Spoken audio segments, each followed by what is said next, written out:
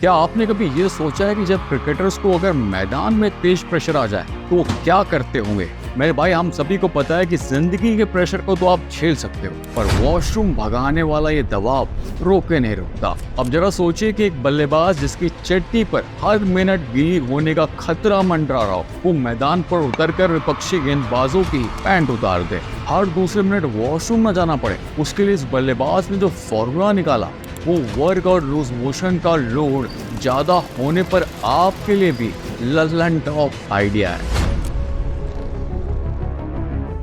तो भाई लोगों और उनकी बहनों, बात है साल 2003 की। वनडे वर्ल्ड कप का रोमांच अपने चरम पर था। ये वही विश्व कप था जिसमें ऑस्ट्रेलियाई बल्लेबाजों ने हमारे बॉलर्स को बल्ले में स्प्रिंग लगाकर खूब धोया था। इसको एक्ट ऑफ गॉड भी माना गया था। दादा की कप्तानी में भारतीय टीम की भिड़ंत सुपर 6 राउंड में श्रीलंका से हो रही थी। हमेशा की तरह अपने सचिन पाजी फाड़ू फॉर्म में चल रहे थे, मगर इस मैच से पहले लगा कि विपक्षी टीमों ने मिलकर हमारे लिटिल मास्टर के खाने में जमाल घोटा मिला दिया है।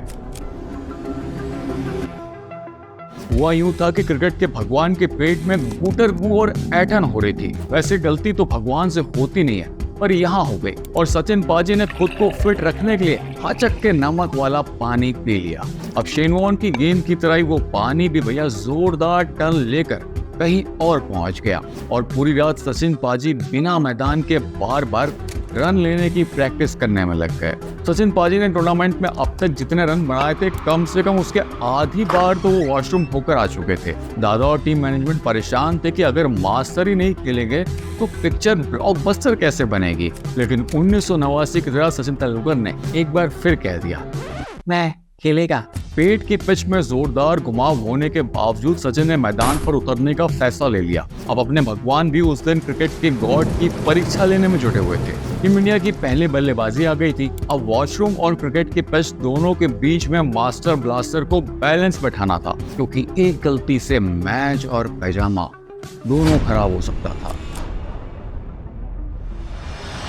सचिन पाजी ठहरे उस्ताद आदमी। उन्होंने ऐसी तरकीब निकाली जो आपको भी जरूरत पड़ने पर बचा सकती है। सचिन ने अपने पैजामे में टिश्यू रख लिया ताकि बार बार वॉशरूम जाने का मसला ही खत्म हो जाए। अब इस टेंशन से सचिन पाजी इसी तरह रिलैक्स हुए कि उन्होंने ग्राउंड पर उतरकर श्रीलंकाई गेंदबाजों का चैन छीन लिया।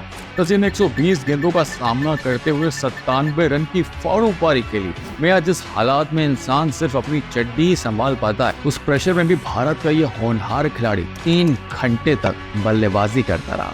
हालांकि अपनी बायोग्राफी में सचिन ने बताया था कि पेट का वेदर इस कदर खराब था कि उनको ड्रिंक्स के बीच में बार बार ड्रेसिंग रूम दौड़कर आना पड़ रहा था। फ्लो गड़बड़ होने के कारण पाजी मैदान पर काफी अनकंफर्टेबल फील कर रहे थे। हालांकि इसके बावजूद सचिन रमेश तेंदुलकर टिश्यू का सही इस्तेमाल करते हुए मैदान पर डटे रहे। सचिन दौड़ भी नहीं पा रहे थे, और उनके करियर का ये इकलौता मैच था जहां पर उनको रनर की जरूरत पड़ गई थी। हालांकि अपने पाजी ने श्रीलंका वालों को कूटने में कोई कसर नहीं छोड़ी और वीरू के साथ मिलकर खूब धमाल मचाया। वॉशरूम का प्रेशर आखिर में शायद थोड़ा ज्यादा हो गया था, और इसके चलते पाजी शतक बनाने से 3 रन से चूक गए। बाकी इनिंग तो एकदम झकास थी, और फील्डिंग करते हुए भारतीय गेंदबाजों ने सचिन के दर्द को बखूबी समझा, और उन्होंने श्रीलंका का गेम ओवर सिर्फ 23 ओवर में कर दिया। तो भाई, सचिन पाजी की इस पारी से ये सीख मिलती है कि अगर काम इमरजेंसी वाला है और पीछे से बहाव बहुत तेज है तो टिश्यू लगाकर जुगाड़ किया जा सकता है। कहना पड़ेगा भाई, अपने सचिन पाजी भी खूब जुगाड़ू थे। बाकी क्रिकेट के भगवान की इस बहादुरी भरी पारी के लिए एक लाइक तो बनता है। मैं फिर मिलूंगा एक नई इंटरेस्टिंग स्टोरी के साथ। तब तक आप देखते रहें स्पोर्ट्स कैफे। जय हिंद।